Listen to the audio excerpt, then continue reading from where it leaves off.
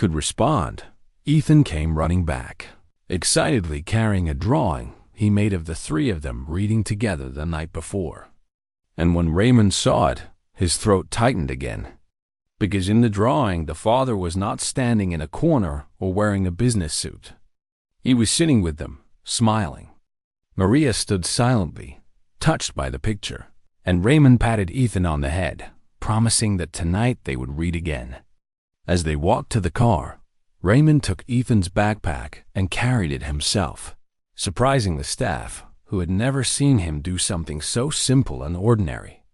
On the drive to school, Ethan talked non-stop, telling Raymond everything he had been wanting to share for months.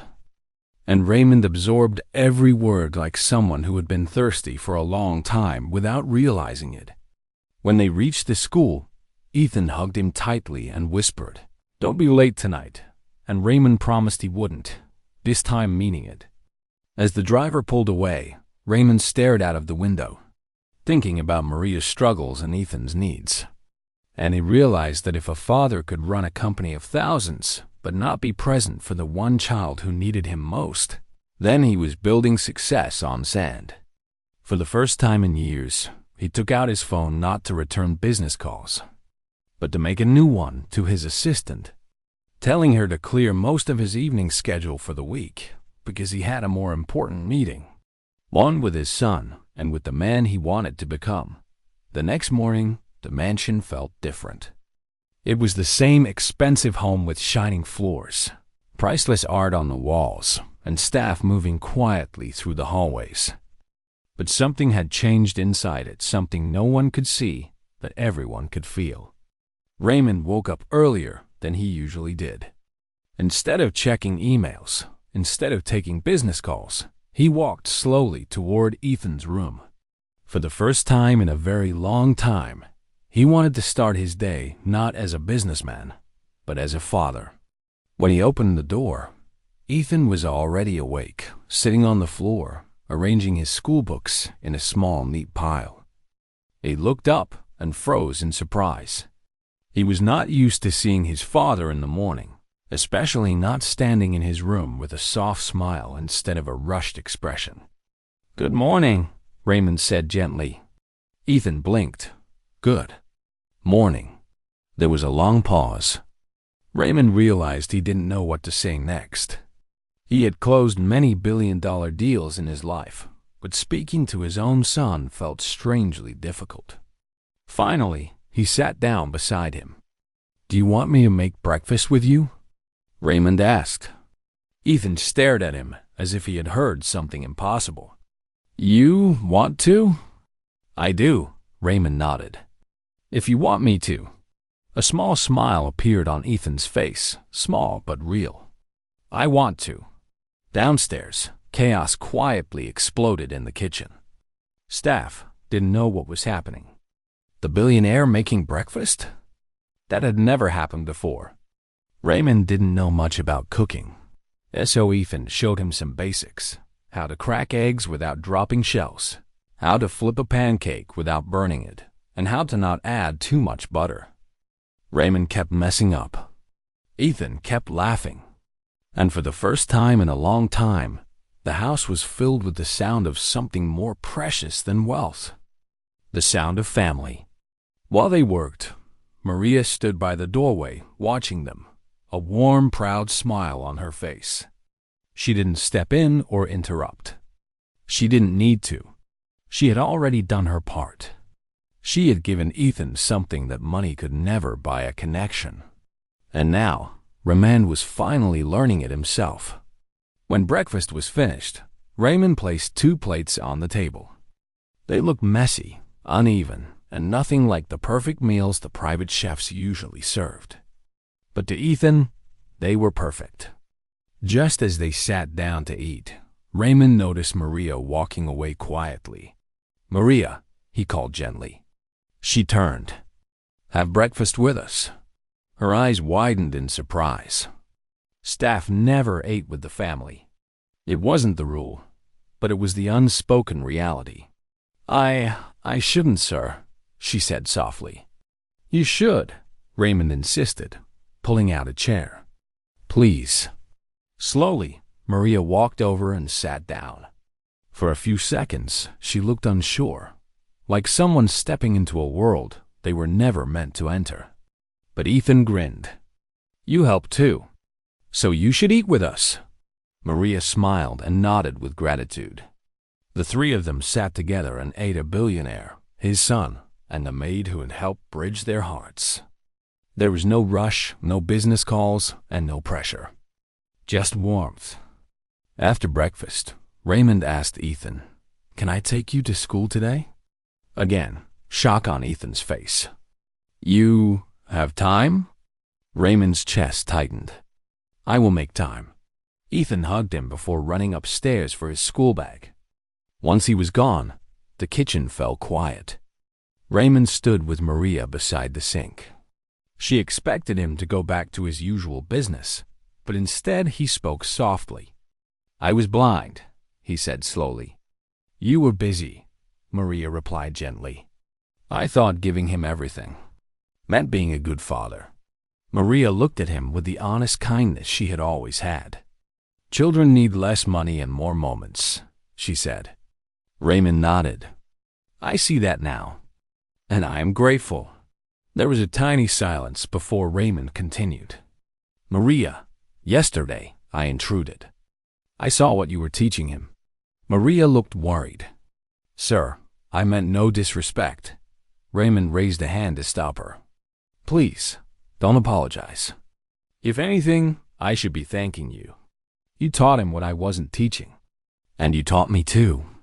Maria lowered her eyes, a little emotional. I only wanted him to feel seen. He is a wonderful boy. Raymond took a deep breath. He is. And I want to be the one who sees him too. That moment marked a shift. A powerful one. Raymond had more money than almost anyone, but he finally realized something. Maria had given his son the one thing he had failed to provide: time, attention, and heart. From that day, the house slowly changed. Ethan smiled more. Raymond listened more. And Maria, instead of just being staff, became a respected part of the home, a voice that mattered. When Raymond dropped Ethan at school, parents whispered. Nobody had seen him there before, but he didn't notice. His entire attention was on Ethan, who waved at him with the brightest smile. Driving back, Raymond didn't think about business deals, stocks, or meetings. His mind was filled with one clear truth. He had almost lost the most important relationship in his life without even realizing it. Now he intended to fix it, completely, but life was never simple. And even when a heart changes, the world outside can still bring storms. And soon, a storm was coming, one that would test everything Raymond had started to build back. 1 week later, life in the Cole mansion felt warmer than ever. Ethan and Raymond had settled into a new routine: breakfast together, homework checks in the evening, and short walks in the garden before bed. Raymond felt like he was finally becoming the father he should have always been. Maria watched them every day with quiet pride, happy that Ethan was getting what he had needed for so long. But just when everything seemed perfect, the real test arrived. One Friday afternoon, Raymond was getting ready to leave the office early so he could pick Ethan up from school. His phone buzzed with a call from his company's board of directors. Normally, he would ignore family plans and take the business call. But this time, he hesitated. After a deep breath, he answered, double quotes, Mr. Cole. We have a situation, one of the directors said urgently. A massive deal is falling apart. The investors want an emergency meeting in 30 minutes. If you don't attend, we might lose millions. Raymond froze. Millions. The kind of loss that could shake companies. In the past, he would have rushed to the meeting without even thinking. But today, he remembered a promise. I'll be there after school. He looked at the clock. If he stayed for the meeting, he would miss Ethan waiting outside, watching other parents arrive, wondering why his father didn't show up again. Raymond closed his eyes. This was the moment that would define everything. Sir? The director asked. Raymond opened his eyes and spoke calmly. "Move the meeting to tomorrow morning. Tonight I have somewhere important to be." There was complete silence on the other side. No one had ever heard him say anything like that. "Are you sure?" "I am." Raymond ended the call and walked out of his office, not hurriedly, but with a quiet confidence, a man who finally understood what mattered most. When he arrived at Ethan's school, children were running into happy arms of waiting parents. Ethan stood alone, holding his backpack straps and looking at the ground. Raymond's heart tightened. If he had been even 5 minutes later, Ethan might have believed that he had gone back to his old ways. Raymond walked up behind him. "Waiting for someone?" Ethan turned, surprised, and then smiled so wide it felt like sunshine. "You came." "I told you I would," Raymond said, kneeling slightly to look him in the eyes. Ethan hugged him tightly, and Raymond hugged back just as firmly. No meeting could ever replace this feeling. On the ride home, Ethan talked excitedly about his school day, what he learned, who he played with, and a project he wanted to show his father. Raymond listened carefully, not faking interest, but truly paying attention. For the first time, Ethan didn't feel like he was talking to a busy man. He felt like he was talking to a dad. When they reached home, Maria was in the living room arranging books. She paused when she saw them enter. "You picked him up today?" she asked, pleasantly surprised. "Every day from now on," Raymond said with a small smile. Deserved values. Raymond nodded slowly, agreeing but also feeling a sting of shame, because he knew she was right. Ethan sat between them, looking from his father to Maria, sensing the seriousness of the moment but not fully understanding it. Raymond then told Ethan that he was proud of him for reading and learning such important lessons, and Ethan smiled, saying that Maria helped him every day after finishing homework. Raymond felt the words like a quiet punch in the chest, because he realized how many after-school hours he had missed, hours when his son sat with someone else learning the lessons a father should have taught. He felt a need to say something more, something from the heart. But before he could, his phone buzzed loudly on the table, vibrating with urgency. Ethan looked at the screen, his smile fading just a little, afraid that the moment was about to end in the usual way, Raymond leaving for another call. Another meeting, another emergency that always seemed more important. Raymond looked at the phone, saw the name of one of his top company executives. A call that on any other day he would have answered without a second thought. But today, something inside him was different.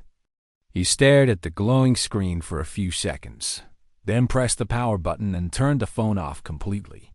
Ethan's eyes widened with shock, and Maria froze, realizing the weight of what she had just witnessed, because Raymond Cole never turned off his phone, not for anyone, not ever. Raymond took a deep breath and said that tonight he was not a businessman. He was a father, and nothing was more important than spending time with his son.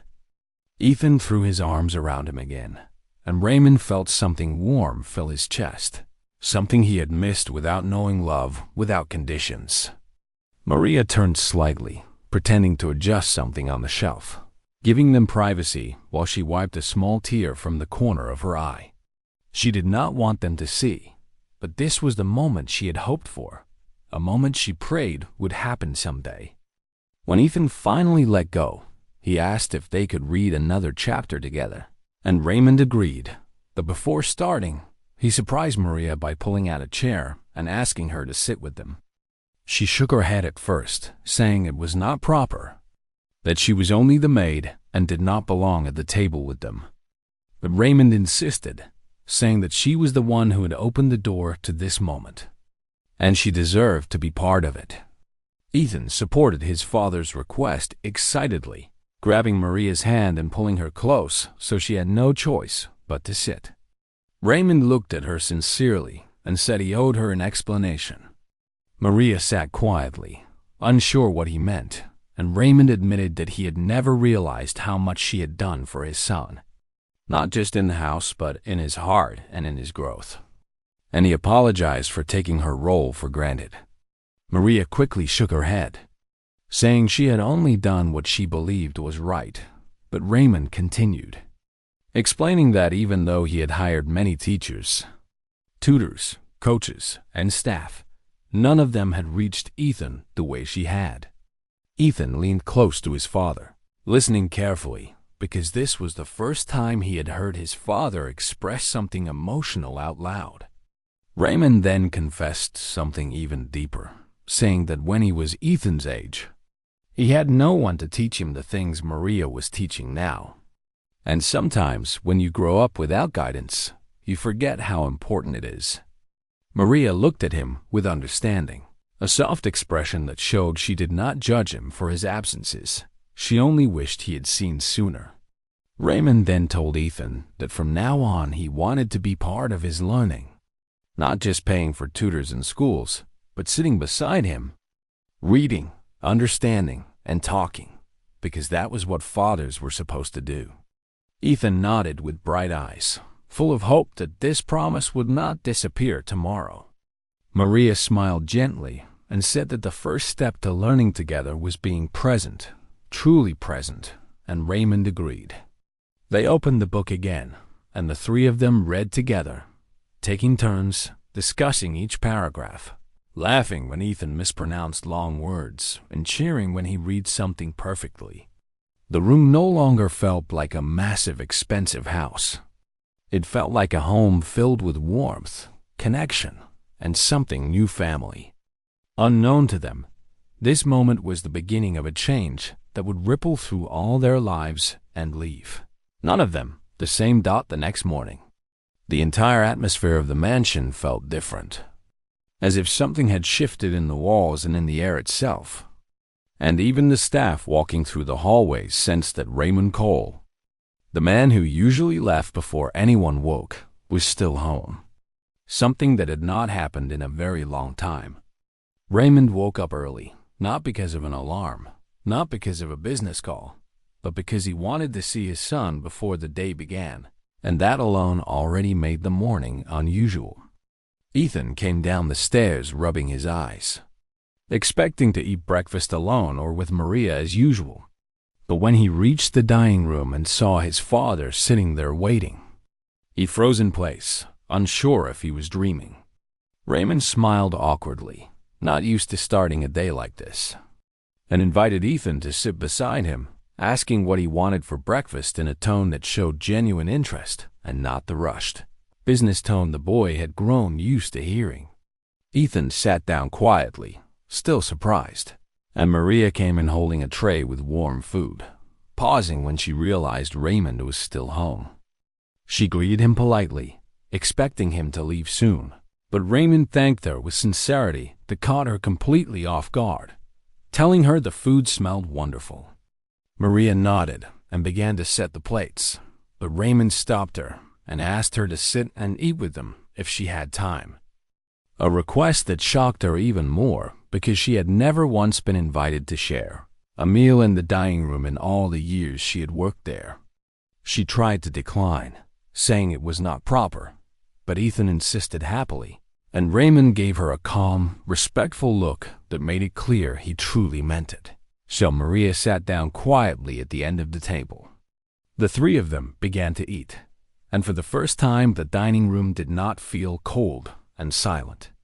Instead, there was conversation, laughter, and small moments that made it feel like a home rather than a perfectly polished museum. Ethan talked about school, about friends, about things his father never had the chance to hear before. And Raymond listened, truly listened, as if nothing outside the room mattered. But then, in the middle of this peaceful breakfast, Maria's phone buzzed softly, and she excused herself for a moment, stepping away from the table to check it. Raymond saw her face change slightly as she read the message, a mix of sadness and something that looked like worry. But she quickly wiped the expression away before turning back to them. Ethan did not notice, but Raymond did. He asked if everything was all right, and Maria forced a calm smile, saying everything was fine. But Raymond could tell she was hiding something. He didn't press her, deciding to speak later, wanting to give her space and respect. After breakfast, Ethan went to get ready for school, and while he was away, Raymond followed Maria to the kitchen where she was washing a pan, her face thoughtful and quiet. He asked again, gently but firmly, if something was wrong, reminding her that if she had been helping his son for years, the least he could do was listen to her the way she had listened to Ethan. Maria hesitated, not wanting to burden him, but finally she admitted that the message was from her younger brother, who lived in the poor neighborhood she grew up in, and that he had been laid off from his job the day before. She explained that her brother had 2 young children and was struggling to pay rent, and although she always tried to help him with what little she earned, this situation was too heavy for her alone. Raymond listened quietly, realizing that while he had been worrying about billion-dollar negotiations, the people around him had real problems, heavy problems, human problems that required more than quick decisions. He asked why she had not told him sooner, and Maria shook her head, saying it was not his responsibility, that she only came to work to earn an honest living and never wanted to look like she was using their kindness to ask for help. Raymond felt something tighten inside him, recognizing that she had been giving more to his household than he had ever given to hers. He told her that loyalty, love, and guidance deserved respect, and he wanted to help, not because she asked, but because she had been family to Ethan when he had not. Maria's eyes grew moist, and she tried to refuse, but Raymond insisted politely but firmly, saying that helping someone who helped his son was not charity, it was gratitude. Before she rich inside too?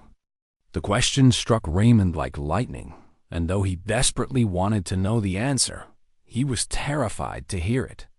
Maria paused, choosing her words slowly, and then she said, "Only a man's actions can answer that, Ethan." Raymond felt his chest tighten, because at that moment he knew exactly what his actions had shown all these years. As Ethan returned to reading, Raymond finally stepped forward into the room, no longer able to watch silently. Maria gasped softly when she noticed him, standing up quickly and apologizing, thinking she had done something wrong. Ethan looked up in surprise, his face brightening instantly, and he jumped from his chair, running to his father and hugging him with genuine happiness. Raymond hugged him back awkwardly, realizing he had forgotten what this kind of affection felt like, and he told Ethan he had come home early because he missed him. Ethan smiled, believing every word, because a child always believes the best in a parent, even when the parent has failed to show up. Raymond sat down beside them, something he had not done in years, and he asked what they were reading. Ethan excitedly explained the story, talking fast, trying to share everything at once. And Raymond listened, really listened, not just pretending while thinking about work. Maria watched the scene quietly, unsure how much she should say, but she was relieved that Raymond was finally seeing a different side of his son. Raymond asked if he could hear Ethan read the next section, and Ethan happily sat down beside him, placing the book between them. Maria remained standing, uncomfortable, thinking she should leave them alone, but Raymond told her to stay, saying he wanted to join the lesson, not interrupt it. So Ethan continued reading, and Raymond sat silently, humbled, realizing that he was learning something too. As the boy read about the meaning of strength and character, Raymond understood for the first time that while he had taught his son how to succeed in the world through money, Maria had taught him how to succeed in life through values. The room felt warm, meaningful, and alive, and Raymond knew something inside him had shifted forever. Maria could feel the tension in the room even as Ethan continued reading, because she sensed that Raymond was not just listening to the story. He was listening to every lesson hidden inside the lines, and she wondered what he must be thinking. The boy read slowly, his voice soft but steady, and the passage spoke about how true strength was not in having power over others, but in helping those who have less, a concept that was simple yet heavy for a child. and even heavier for a man like Raymond, who had built a life around success that often required being stronger and faster than everyone around him. After Ethan finished the paragraph, he looked to Maria with expectation as he always did, waiting for her explanation, and she turned the book slightly toward him and asked what he understood from it. Ethan thought for a moment, his head tilted to the side, and then he said that the boy in the story did not want to be the biggest or the richest, but someone people could trust. Raymond's throat tightened because these were the sort of answers he had never heard from his son before. It made him realize that Ethan was growing in ways he had not noticed. Maria explained gently that many people in the world believed that strength came from money, titles, power, or owning big things. But true strength came from being honest, being brave, and being able to stand up for what was right even when others did not. Raymond felt each word fall on him like slow drops of truth, reminding him of how many times he had chosen deals and profit over fairness, how many times he had pushed aside employees or partners because business demanded results, not compassion. He watched Ethan listen, completely focused, and he realized that his son understood more about life at 8 years old than he had at the same age. Then Ethan asked Maria why she kept teaching him these stories instead of letting him play games like other kids. Maria smiled as she always did when he asked deep questions and explained that she wanted him to enjoy games and toys, but also grow into someone who could understand life, someone who would not be lost when he faced hard moments. She told him softly that life was not always easy and money could not stop pain, struggle, loss, or disappointment, but character could. Raymond felt a strange ache in his chest because he knew she was right. He remembered nights sitting alone in hotel rooms after winning a new contract or signing a billion-dollar deal, feeling empty even when everyone around him celebrated. He had pushed those feelings away, thinking they were weakness, but now he saw that maybe it was not weakness at all. Maybe it was the absence of something he had never built. Ethan looked thoughtful again and asked Maria if she had been through hard times. And she nodded slowly, sitting back in her chair as if preparing to speak about something personal. She told him she had grown up in a small, poor neighborhood where her family struggled daily, and she had to join small jobs, even as a young teenager, just to help with food and school fees. But she did not say it with sadness. She said it with strength, explaining that those years taught her to work hard, respect others, and understand that kindness mattered even when life was unfair. Raymond listened in silence, surprised at how much he did not know about a woman who had worked in his house for years. He realized that he had never asked, never spoken to her beyond instructions and schedules. She continued, saying that her mother used to tell her that a person could lose everything, but as long as they kept their values, they were still rich. Ethan nodded as if the idea made perfect sense, but Raymond felt his stomach twist with discomfort because he knew how easily values could disappear in the race for success. Maria then looked at Ethan and said that she saw a bright future in him, a future not defined by the wealth he was born into, but by the choices he would make. Raymond found himself staring at his own hands, wondering what kind of example he had set. Ethan then turned to his father and asked him a question that made the room go silent. "Dad, who taught you about life when you were my age?" Raymond hesitated, not used to answering emotional questions, and finally admitted that he had lost his father young and had learned life by surviving and fighting his way up. Maria watched him with softened eyes, understanding something unspoken, that the man who seemed to have everything had grown up without the guidance he was now realizing he had failed to give. Ethan's small face filled with concern, and he placed his hand on his father's arm, a gesture so innocent it almost broke Raymond's composure. Maria then gently told Ethan that every person, even adults, continued learning their whole life, and sometimes adults needed to relearn the things they missed during childhood. Raymond nodded slowly, absorbing the message not as a lecture, but as truth. Ethan then asked if they could read another story, and Raymond surprised them both by saying he wanted to read this one aloud. Ethan smiled proudly, passing the book to his father, and Maria watched with quiet happiness as Raymond, for the first time in years, sat not as a billionaire, but as a father learning something with his son. His voice wavered slightly as he began reading, and he realized how unfamiliar it felt to share something meaningful instead of transactional, emotional instead of calculated. Ethan listened eagerly, and Maria sat back, thinking that perhaps this evening was not only changing Ethan's life, but Raymond's as well. The room felt warmer, fuller, and alive, as though something important had shifted.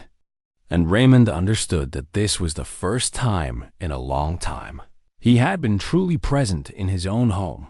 Raymond continued reading for several minutes, doing his best to keep his voice steady, and even though the words were simple, he felt as if each line was speaking directly to him, reminding him of everything he had forgotten about being a father and being a man. When he finished the passage, Ethan clapped softly and looked at him with admiration, the kind of admiration Raymond had always wanted from his son, but never earned through presence, only through reputation.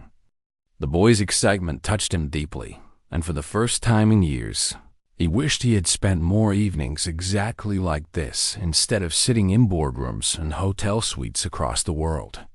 Maria watched quietly, holding herself respectfully at a small distance, unsure how involved she should be now that Raymond was suddenly here. But she hoped the father would not allow this moment to disappear after tonight. Raymond closed the book slowly and looked at Maria, asking her gently why she had chosen this particular story to teach Ethan. She hesitated, unsure how honest she should be, but Raymond encouraged her to speak freely. So she explained that she chose stories like this because Ethan needed guidance that went beyond the walls of the mansion. Guidance that prepared him for the world and for life. Because every child, rich or poor, deserved more than things. Raymond Cole was known across the city as one of the youngest billionaires in the business world.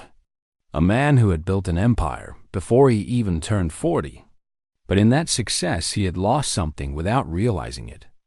And that missing part of his life was his 8-year-old son, Ethan. A boy who lived in a mansion full of expensive things, yet felt alone most days. Raymond believed that giving his son everything money could buy was enough. But he never stopped to understand that children did not only need toys, games, fancy rooms, and luxury. They needed time, love, guidance, and someone who listened. Raymond's day started before the sun rose and ended late at night, filled with meetings, calls, business trips, high-pressure decisions, and never-ending schedules that made him believe he was doing what a father should do by creating a future for his child. Meanwhile, Ethan's days were spent mostly in the company of Maria, the maid who had been working in the house for 3 years.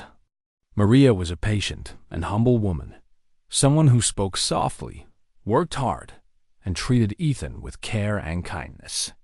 She had her own simple world, and did not belong to the world of private jets, expensive watches, and power suits. But she had wisdom and life experience that came from growing up with very little and learning the true value of people and effort. Ethan had grown close to her in a natural way, looking at her not just as house staff, but as the only constant adult in his life who was always present when he needed someone. When Ethan fell, she was the one who picked him up. When he succeeded at something small, she was the one who clapped. When he came home sad, she asked him what hurt and listened. Raymond never saw these small moments because he was always away, always too busy, always believing that his job was more important. He loved his son. There was no doubt about that, but he loved him in a distant way, in the way a busy man thinks love works by providing rather than participating. Many people in Raymond's company admired him, calling him a visionary, a leader, a man who could control everything in business with calm confidence. But no one knew that the one place where he had no control was inside his own home. Sometimes, in rare quiet moments between flights and conferences, Raymond would think about his son and feel a small sting of guilt. A tiny thought whispering that maybe he was missing key moments. But then his phone would ring and his attention would return to the world of deals and deadlines. At home, Ethan would look at the door every evening, hoping his father might walk through it before bedtime. But most nights, dinner passed without him. Homework was finished without him, and Ethan went to bed with only Maria telling him goodnight. Raymond never knew that his son had started writing letters he never gave him. Simple messages like, "Dad, I did well in math today," or "I miss you," or "Can you play with me tomorrow?" Letters that stayed in a small box beside Ethan's bed. Maria sometimes saw them and felt sad for the boy, wishing the father understood what he was losing without even noticing. One ordinary day, Raymond's biggest meeting of the week finished earlier than expected, and for the first time in months, he had a clear evening. His assistants assumed he would use the extra time to catch up on more work, which he usually did, but something pulled him in a different direction that day. He thought about Ethan, imagined the boy playing alone in the huge mansion, and decided, almost without understanding why, to go home early and surprise him. The drive back felt strange because it was still daylight, something he rarely saw at home. As his car entered the long stone driveway, Raymond looked at the windows and wondered what Ethan would say, because he could not even remember the last time he had come home early enough to sit with him. When he entered the silent mansion, he expected to hear television noise or video game sounds, or perhaps see Ethan running around with a tablet in his hand. But instead, the house seemed calm and he heard soft voices coming from the living room. He walked forward slowly, not wanting anyone to hear him, maybe wanting to catch a small, honest moment of his son's life. As he reached the living room door, he stopped suddenly because what he saw was completely different from what he imagined. Ethan was not watching cartoons, and he was not playing with toys. He was sitting at the table with Maria, not like a child with a maid, but like a student with a mentor, leaning forward with interest as she guided him through an old book. Raymond stood completely still, shocked in a way he had not experienced in years. Ethan was focused, reading sentences from the book out loud, and Maria was explaining meanings gently, smiling with pride. In that moment, Raymond realized he was staring at a part of his son he had never seen, a child who was hungry to learn, hungry for attention, and hungry for guidance. He felt frozen because it dawned on him that someone else had been filling the empty space he had left. Someone who did not have his wealth or education, but had given Ethan something more valuable than he ever had: time. Raymond did not move or speak, he just watched. And as he listened to Ethan repeat a line about character and strength, a sudden strange feeling hit his chest. Something between sadness, admiration, and guilt. And he understood that in giving his son everything, he had also taken something very important away. Raymond remained standing at the doorway, unable to move because the scene in front of him felt unreal. And he wondered how many times moments like this had happened without him ever being present. Ethan was reading slowly, carefully, sounding out each word from the old book as if it were a treasure box of ideas. And Maria listened with patience, guiding him gently when he stumbled on difficult words. The book itself looked old, the kind of book filled with life lessons rather than cartoons or fairy tales, and as Raymond listened, he heard Ethan reading a passage about a young boy who wanted to grow into someone people could respect.